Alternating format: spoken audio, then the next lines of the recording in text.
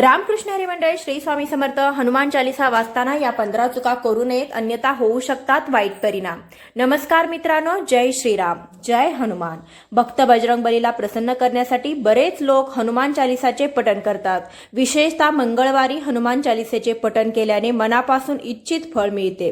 हनुमान चालीसासाठी कोणत्याही खास नियमांची आवश्यकता नसली तरी देखील काही लहान गोष्टींचे पालन करणे आवश्यक असते.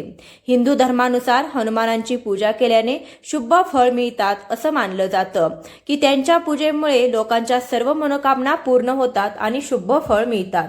म्हणूनच त्यांचे भक्तजन त्यांना प्रसन्न करण्यासाठी अनेक विशेष उपाय आजमावतात. अशी मान्यता आहे की जो कोणी भगवान हनुमानाची पूजा करतो तो समृद्धी, धन आणि सकारात्मक ऊर्जेने भरलेला असतो. हनुमान चालीसेचे नियमित पठणाने भगवान प्रसन्न होतात आणि सर्व कष्टांपासून मुक्तता मिळते. हनुमान चालीसामध्ये सुमारे 40 चौपया आहेत. अशी मान्यता आहे की जर कोणी व्यक्ती हनुमान चालीसांचे पठण करताना सर्व नियमांचे पालन करत नाही तर त्याला पूजेचे पूर्ण फळ मिळत नाही. तर चला जाणून घेऊया हनुमान चालीसेचे पठण करताना कोणत्या चुका टाळाव्यात. परंतु मित्रांनो, त्याआधी जर तुम्हालाही बजरंगबलीचा आशीर्वाद हवा असेल तर आमच्या चॅनलला सबस्क्राईब करा, व्हिडिओला लाईक करा, तसेच कमेंट बॉक्समध्ये जय बजरंगबली जरूर लिहा. नंबर 1, कोणत्याही चौपाईमधून पठण करू नका. ज्योतिष मान्यतेनुसार जेव्हा कोणी व्यक्ती योग्य रीतीने हनुमान चालीसेचे पठण करतो तेव्हा त्याला खूप फायदा होतो. मात्र तुम्ही कधीही चालीसाचे पठण करताना कोणत्याही मधल्या चौपाईमधून करू नका. जर तुम्ही हनुमान चालीसा वाचत असाल तर ते क्रमबद्ध पद्धतीने पूर्णपणे वाचूनच त्या स्थानावरूनच उठावे. कोणत्याही मधल्या चौपाईमधून पठण सुरू करू नका. कोणतेही पाठ तुम्ही करत असाल तर ते मनापासून करावे, अन्यथा पाठ करण्याची फळ कधीही मिळत नाही. नंबर 2, स्वच्छ तन आणि मनाने पाठ करा. असं मानलं जातं की जर तुम्ही घरी हनुमान चालीसाचे पठण करत असाल तर नेहमी स्वच्छ तन आणि मनाने मंदिरात दीप प्रज्वलित करून हनुमानजींचे ध्यान करत पठण करा. नंबर 3, तामसिक भोजन आणि मद्याचे सेवन. जर तुम्ही हनुमान चालीसांचे पठण करत असाल तर तामसिक भोजन आणि मद्याचे सेवन कधीही करू नका. असं केल्याने तुम्ही हनुमानजींच्या क्रोधाचे पात्र बनू शकता. हनुमानजी बाल ब्रह्मचारी आहेत आणि नेहमी मांसाहारी वस्तू आणि मद्याच्या सेवनापासून दूर राहावेत, तेव्हाच तुम्हाला पूजेचे फळ मिळेल. 4, कोणाशी व्यर्थ भांडण करू नका.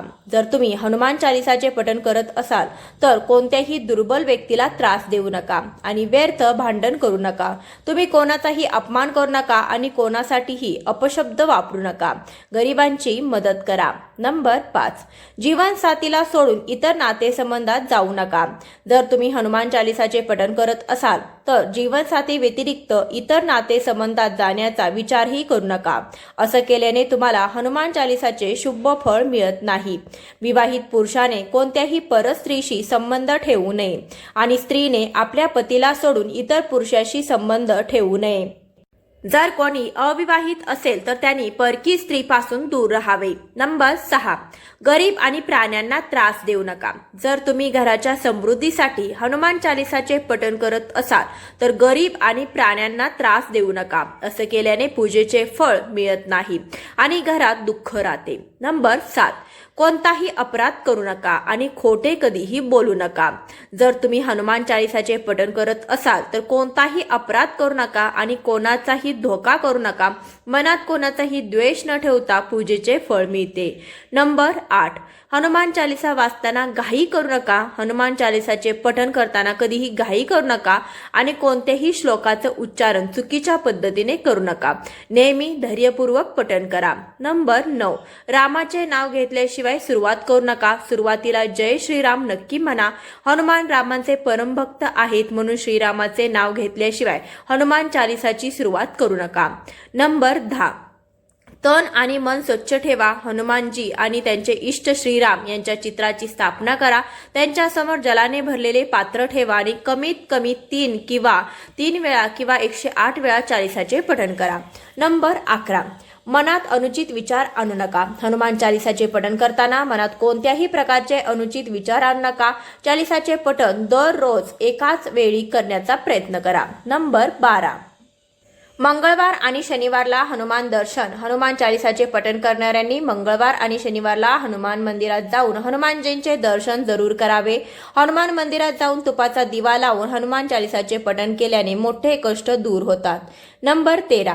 चुकीच्या संगतीत राहू नका. हनुमान चालिसाचे पठण करत असाल तरीही चुकीच्या संगतीत राहाल तर तुमचं पतन निश्चित आहे, म्हणून अशा लोकांपासून दूर राहा. नंबर 14. ज्योतिषशास्त्रानुसार मंगळवारी 3 वेळा पठण करा. ज्योतिषानुसार मंगळवारी 3 वेळा पठण करणे अत्यंत शुभ मानलं जातं. एक पात्र जलाने भरून ठेवा आणि पठण झाल्यावर ते जल ग्रहण करा. नंबर 15.